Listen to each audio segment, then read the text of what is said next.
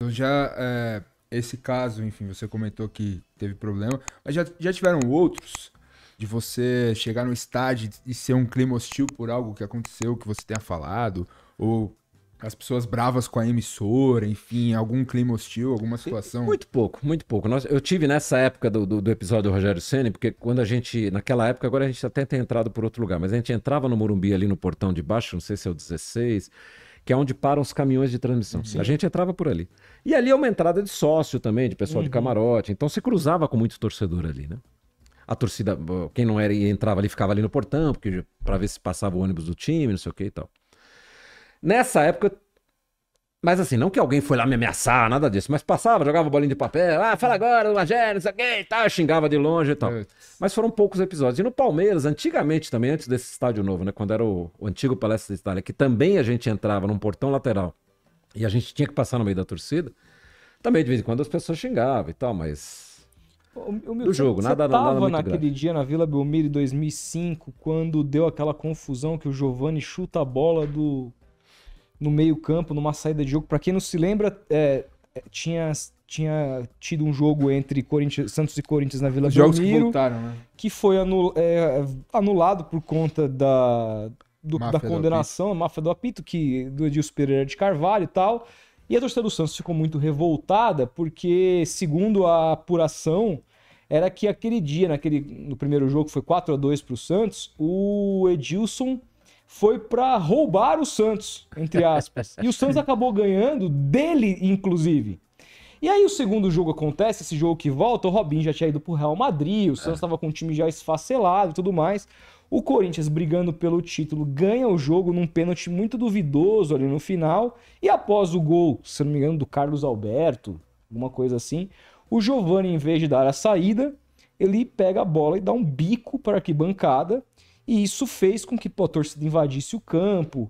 E eu me lembro que a Globo, depois desse jogo, ficou um bom tempo sem fazer transmissão direto das cabines da Vila Belmiro. Você Verdade. tava nessa Tá. transmissão e o que de fato aconteceu naquele dia?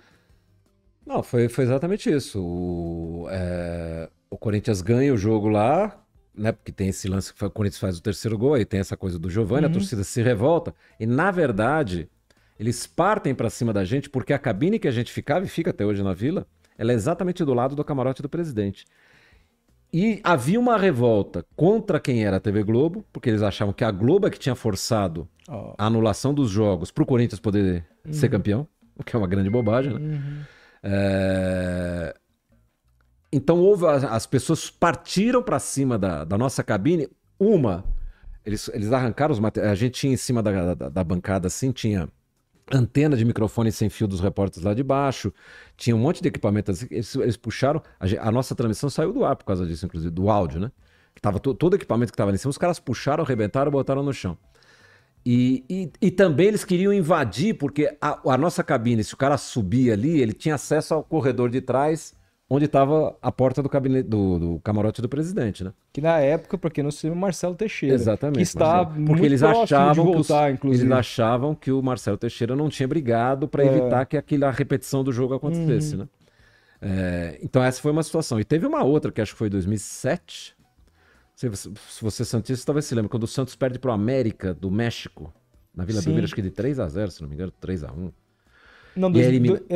foi 1-0. Não, não, na Vila foi empate, Não, ele tinha 1-1. ganho lá, eu Ele acho. tinha, acho que, perdido lá de 1-0, chegou na Vila, empatou 1-1. E só que tinha no primeiro jogo, o gol do América, esse de 1-0, tinha sido um gol impedido, que foi erroneamente validado, né? Porque não tinha VAR e tal. Se eu não me engano, é isso. E aí na Vila Belmiro, no segundo jogo, é um empate de 1-1, a Cléber Pereira faz um e o jogador do América faz outro. E Mas eu aí não teve uma lembrava situação semelhante também das pessoas quererem invadir, mas aí não tinha nada a ver com a gente, tinha a ver só com o presidente, né? Eles queriam invadir de novo. 2008. Hã? 2008. 2008, não vou lembrar direito 2007 agora. foi pro Grêmio lá que E o... aí eles invadem a cabine de novo, eles passam pela cabine de Uhum. novo para tentar chegar, porque aí eles reclamavam que o time era ruim, que tinha sido roubado, enfim. Então na Vila. E efetivamente teve isso, né? Quando aconteceu o primeiro episódio, a gente ficou alguns anos sem fazer jogo lá na Vila, porque eles achavam que não tinha segurança. E tem uma questão, né, que envolve a torcida do Santos com a Globo. Eles acham que a Globo não dá ao Santos a mesma atenção que dá aos times de São Paulo, né? O Corinthians, o São Paulo e o Palmeiras, né? Então eles têm essa certa resistência, digamos assim, à TV Globo. Qual que é o estádio mais difícil de narrar, tirando esses episódios da Vila, assim? A Vila sempre foi um lugar difícil de narrar, porque lá você cruza muito com o torcedor, né? Teve esses episódios, um outro estádio que era ruim de narrar. Agora eles até deram uma melhorada, o estádio da Ponte Preta, Moisés Lucarelli em Campinas, que a gente ficava muito perto da torcida também. Agora eles mudaram, a cabine foi lá pra cima, então melhorou. Mas assim, esses estádios mais antigos não dá nem pra comparar com essas arenas novas, né? O do Palmeiras, do Corinthians e tal. Imagino que a do Santos vai ficar assim também. E tô falando só do time de São Paulo, porque eu trabalho mais aqui.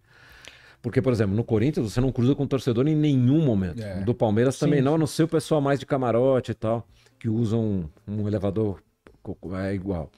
Mas no Corinthians, por exemplo, você chega na garagem embaixo do estádio, pega o elevador, você sai na porta da cabine, você não vê torcedor, né? Você não cruza com o torcedor. E tô falando isso porque, em geral, os torcedores são os que mais são mais bélicos, né? Digamos assim. Então, as arenas mais modernas são muito melhores nesse sentido.